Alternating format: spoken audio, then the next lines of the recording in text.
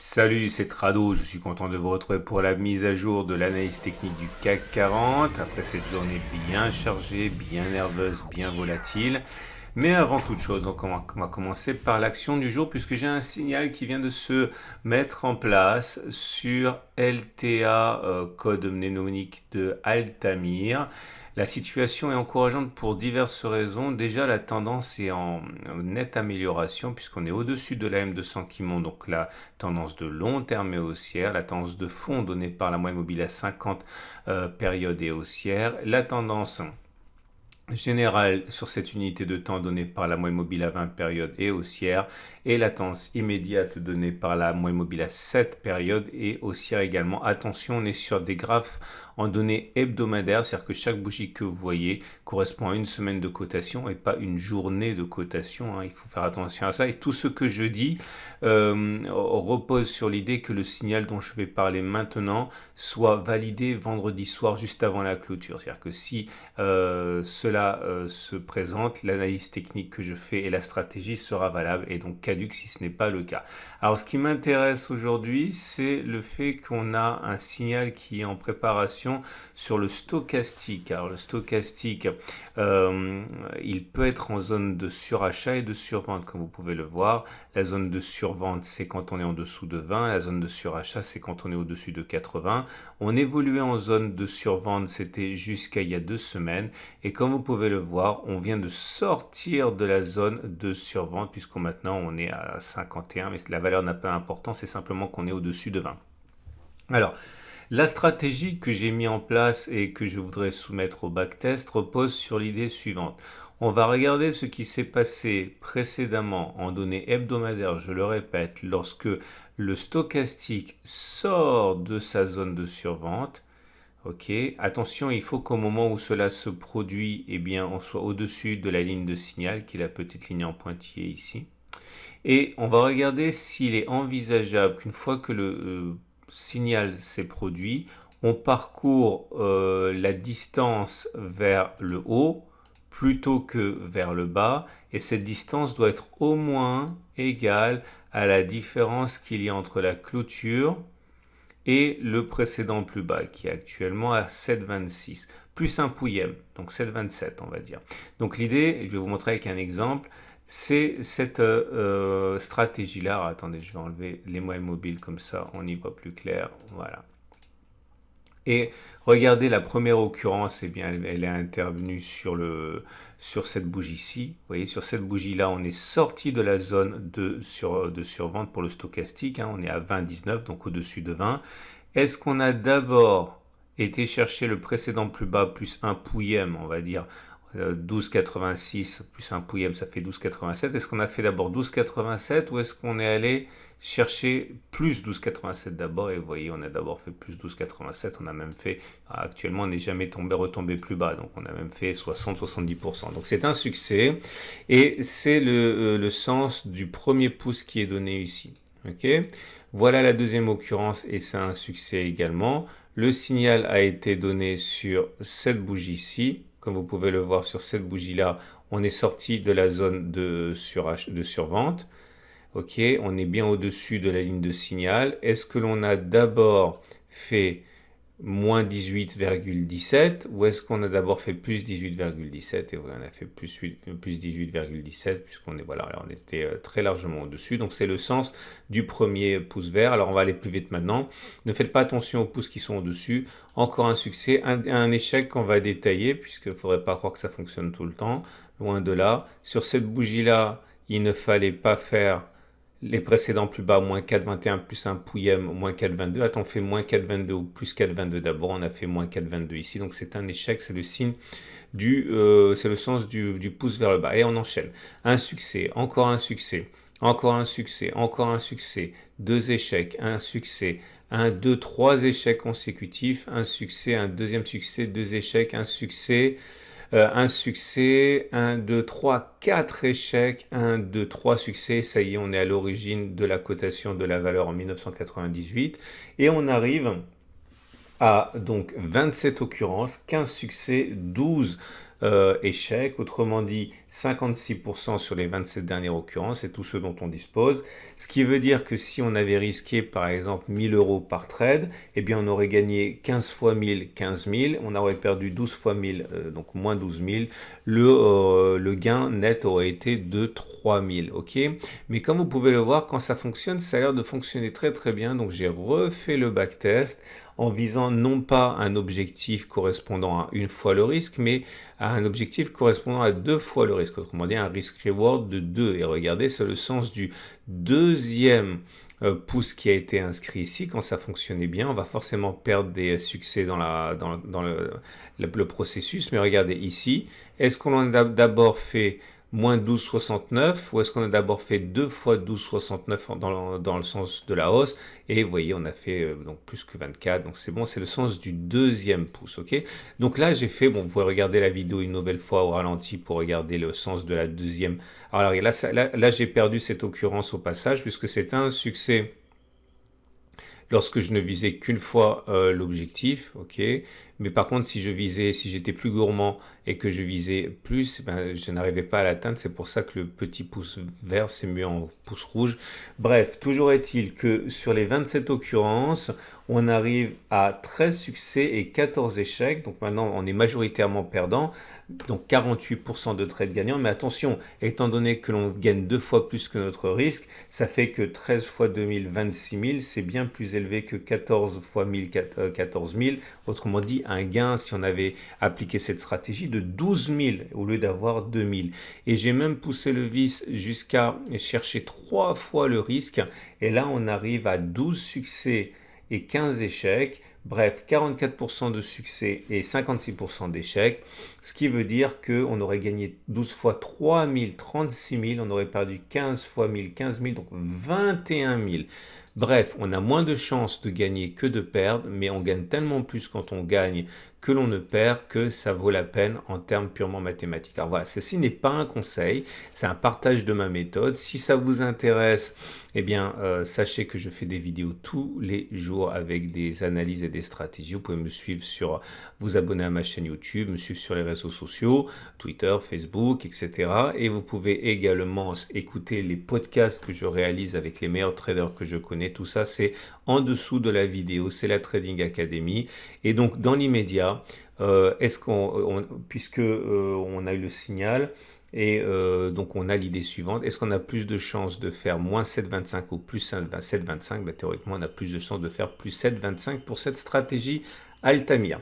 Voilà. N'oubliez pas de vous abonner si vous avez aimé. N'oubliez pas de le recommander à vos gens que vous n'aimez pas si vous n'avez pas aimé. Et on enchaîne avec le CAC 40. Et on enchaîne donc sur le CAC 40 avec une journée passionnante puisque le CAC 40 a été bercé, baladé au rythme des peurs et des espoirs. Dans un premier temps, le CAC 40 a abandonné plus de 1%, quasiment 1%, hein, puisqu'au plus bas on a fait moins 0,96. On a rebondi sur le support journalier. Ici, on savait que c'était une zone à surveiller, les 6605, 6562. Et en même temps, dans la foulée, donc la rencontre, la déclaration de Madame Lagarde de la BCE qui annonce qu'il ne faut pas parler de tapering, hein, il faut parler de recalibrage. Clairement, ça veut dire ne vous inquiétez pas, on va pas resserrer les boulons trop vite, mais on va quand même les resserrer un petit peu. On annule pour l'instant les décisions d'augmentation des rachats d'actifs. Bon bref, si vous n'avez pas tout compris, c'est normal, c'est de la sémantique, mais ça veut dire que oui, on va resserrer, mais pas tout de suite et pas trop violemment. En tout cas, les marchés ont apprécié puisqu'ils ont terminé dans le positif à 0,2%. Alors, je comprends que la situation soit très difficile et il est temps de faire un bilan par rapport à tous les backtests que l'on a fait pour savoir si la consolidation est terminée ou pas, tout en sachant que votre serviteur n'est pas dans le secret des dieux. Tout ce que je peux faire, c'est sortir des statistiques et backtester. Je n'ai absolument aucune idée de ce qui va se produire. En tout cas, on a cassé, c'était la séance du 8 septembre, le canal ascendant. On sait que statistiquement, l'objectif, c'est de prendre la hauteur du canal et de reporter ça en dessous du point de cassure. Et comme vous pouvez le voir, l'objectif, il a été rallié. Alors, attendez, paf, comme ça, on prend la parallèle. Et vous voyez, on a touché in extremis cette zone. Donc au regard du canal, on n'a plus rien à passez-moi l'expression, à gratter, hein, puisque l'objectif a été rallié. Maintenant, on avait également eu plusieurs backtests qui militaient pour une continuation de la baisse. Notamment, on l'avait vu, l'histoire du non-croisement. C'est un petit peu décousu aujourd'hui, mais je vais faire le tour des backtests parce que sinon, on ne sait pas ce qui a fonctionné, ce qui n'a pas fonctionné. Et après, c'est difficile de vous construire votre propre système. Donc, on avait commencé avec le MACD, qu'on a vu un non-croisement baissier de MACD. C'était sur cette bougie-ci. J'invite à regarder la vidéo, c'était la vidéo du week-end. Hein. Et on avait vu que sur cette bougie, une fois qu'on avait un non-croisement, on devait perdre au moins 1%, qu'il était très plausible que l'on perde 1%, voire même jusqu'à 3%. Bon bref, au moins 1%. Et comme vous pouvez le voir, par rapport au plus bas, on a perdu 1,27. Donc là aussi, il serait gourmand, sans doute, d'en attendre plus, puisque l'objectif a été rallié à minima. Ça ne veut pas dire qu'on ne va pas aller plus bas, mais voilà, si on se raccroche à ça. On avait également un non-croisement baissier M7, M20 qu'on a mentionné dans la vidéo d'hier. Et on a dit qu'il était plausible que l'on clôture plus bas.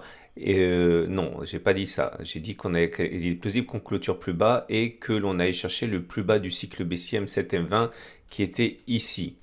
Ok, alors on avait fait un double backtest par rapport à ça et comme on peut le voir, le plus bas a bien été rallié, mais on n'a pas clôturé plus bas. Donc là aussi, on a fait un des deux objectifs.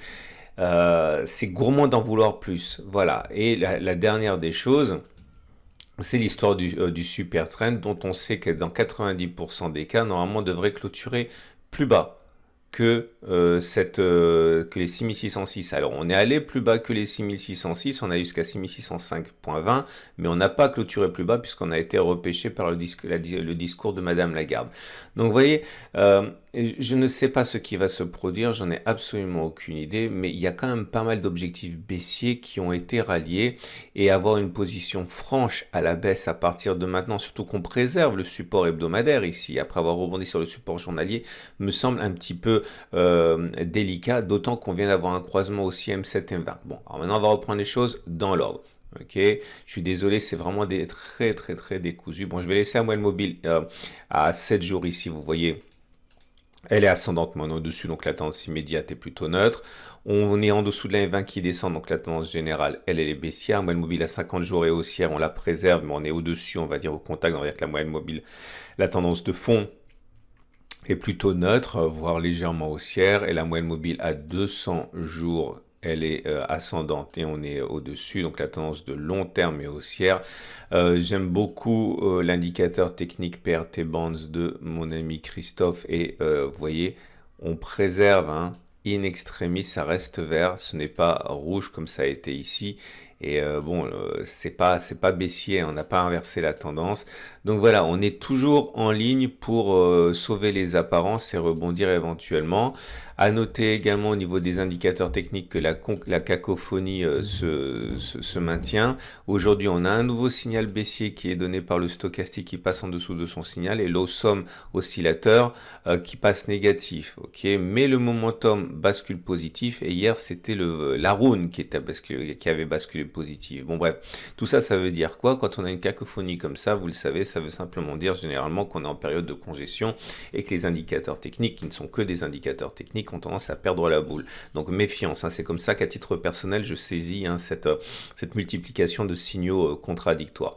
Le chandelier japonais du jour, ben, vous pouvez le voir, il est plutôt favorable, hein, puisque il est vert déjà, donc on termine plus haut qu'on a commencé, et malheureusement on n'arrive pas à reconquérir, à avaler complètement le corps rouge précédent qui aurait été de bon augure parce que ça aurait été un avalement haussier, mais on arrive quand même à inscrire une clôture qui est au-dessus du support hebdomadaire, je l'ai déjà dit, au-dessus du support journalier, donc c'est pas mal. La bougie Aikinashi du jour nous indique que pour l'instant ça reste baissier, c'est une bougie rouge, mais il y a une petite mèche haute qui montre que c'est pas si baissier que ça.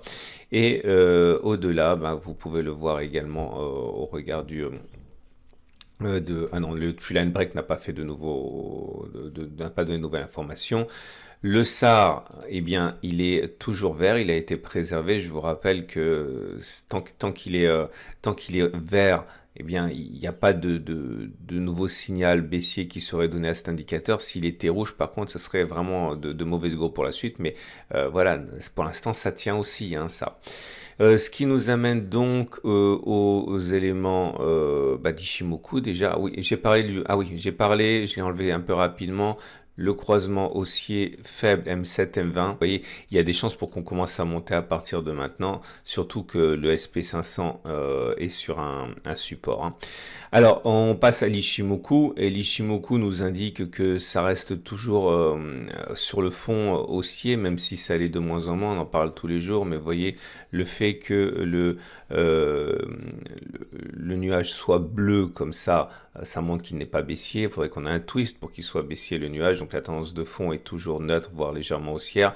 On est en dessous de la Tenkan et de la Kijun, mais elles sont à plat, donc ça ne veut pas dire grand-chose, c'est surtout neutre. Mais vous voyez, on avait dit hier qu'on surveillerait de près la Kijun qui va forcément, je vois pas comment on pourrait éviter une cassure de cette oblique descendante, mais le jour où ça se produira, peut-être demain, peut-être après-demain, on risque d'avoir la deuxième attaque baissière, puisque vous avez tous les traders Ishimoku qui vont rentrer en action. À noter quand même, hein, qu'on a bien rebondi dessus aujourd'hui, puisqu'au plus bas de la séance, vous voyez, on reporte 26 périodes en arrière, on était ici, ok, et c'est sur cette zone qu'on a finalement rebondi, hein. Donc là aussi, hein, c'est à suivre de très près. À noter qu'une fois qu'on aura cassé ça, si on arrive à passer cette oblique là pour la Greenspan, c'est l'inverse, hein, on risque d'avoir une accélération haussière. Donc à suivre de très près. Ce qui nous amène donc au trade du jour. Alors, comment envisager ça? Alors, si vous êtes haussier, bah vous le savez, hein, on est sur des supports, un double support, il n'est pas illégitime d'acheter, hein. L'idée, c'est que votre objectif serait de retourner, on est là maintenant, sur la précédente résistance, ça veut dire un gain de 3,16%. Il faut mettre un stop qui soit au maximum de 3,16% pour avoir un ratio gain-risque supérieur 1. Voilà, si on met tranquillement à 2,3, vous avez un ratio gain-risque supérieur 1, ça c'est pas mal. Vous avez également la possibilité naturellement de rentrer en plusieurs fois, mais là ça se justifie pas vraiment parce qu'on est déjà sur un support, à moins que vous vouliez réduire l'objectif de take profit. Moi, vous le savez, je suis rentré une fois ici, une fois là, donc pour l'instant c'est un trade qui est mal engagé, mais bon, il n'est pas non plus bouclé. Mon objectif c'est d'arriver sur la résistance hebdomadaire. À noter que certains verront ici un double bottom. Ici, première attaque, deuxième attaque, hein, et donc il faut savoir que si le scénario du double bottom se traduit par un rebond massif, eh bien l'objectif c'est de prendre le chemin parcouru avant et de reporter ça par-delà. Ça vous donne un objectif qui est à 6960 environ. Et pour terminer, si vous avez un biais qui est baissier, vous pouvez tout naturellement spéculer à la baisse avec le danger actuel que vous allez spéculer à la baisse alors qu'on vient de rebondir sur des supports. Je ne dis pas que c'est impossible, je dis simplement que c'est peut-être un peu risqué. C'est tellement risqué que j'ai même pas envie de vous donner de trade parce que ça me semble trop dangereux si vous êtes un débutant et que vous regardez ma chronique. L'idée c'est qu'il fallait rentrer ceux qui l'ont fait sur le trade du super trend, hein, qui offrait un bon ratio gain-risque. Maintenant c'est plus le cas. Voilà ce qu'on pouvait dire. Alors je vous invite vraiment à considérer, je suis en train de pas réorienter mes vidéos, c'est faux, hein, je suis en train de faire de plus en plus de vidéos à destination de ceux qui veulent investir et pas simplement trader. Beaucoup sont venus au trading pendant la crise Covid, cette horrible crise Covid, mais beaucoup se rendent compte également que trader c'est difficile, ça prend du temps, etc. et se réorientent vers l'investissement. Et l'investissement, c'est, bon, disons-le clairement, c'est mieux que le trading, hein, puisque le trading c'est quand même compliqué, et puis sur le long terme c'est difficile de perdre, enfin c'est plus difficile de perdre de l'argent en investissement sur des trackers, des ETF ou de l'or qu'en trading. Donc j'ai vraiment essayé d'en donner pour tous les goûts. N'oubliez pas que le week-end je fournis des analyses techniques pour investir progressivement sur des zones d'accumulation rationnelle avec des ETF, des trackers, ou alors si vous êtes des fans de Bitcoin, etc. Construire des positions sur actions, construire des positions longues sur trackers, construire sur des positions longues sur la bourse, sur des cryptos progressivement, vous pouvez vraiment le faire plus facilement avec mes vidéos. Je vous invite vraiment à les regarder, soit en complément de votre trading, soit à la place de votre trading si vous vous rendez compte que vous n'avez pas le temps de trader. Bref, j'en parlerai encore davantage, mais jetez un œil, ça peut être mieux pour votre profil. Voilà. À demain pour la mise à jour.